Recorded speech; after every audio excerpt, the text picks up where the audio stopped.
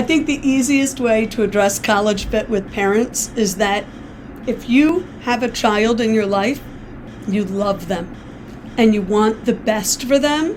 And if you ask any parent, what do you hope for your child? The answer is going to be, I want them to be happy.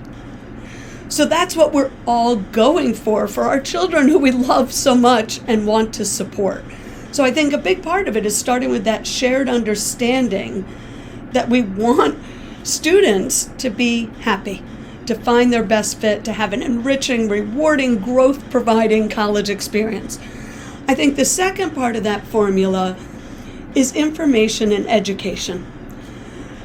Because for many of us, including myself, we went to college a few decades ago.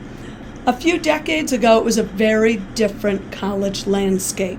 So while we know the most selective schools have always been incredibly difficult to gain admission to, the times they are a-changing, which is to say we've noticed a real increase in selectivity at many schools that in the 80s or the 90s, when adults went to college, weren't as selective, are exceptionally selective now.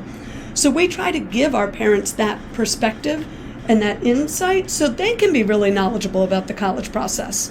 So if we're going to talk about rankings, I'm happy to have that conversation, but I also want to provide the educational piece that U.S. News and World Reports also ranks vacation spots. And I don't think there's any family in the world that would go to a lake instead of the beach just because U.S. News and World Report said it was a better vacation spot, right? It's about who you are and what's right for you. Bottom line, adults love their students, we love their students, and we are working collaboratively towards supporting that student on their journey of self-discovery.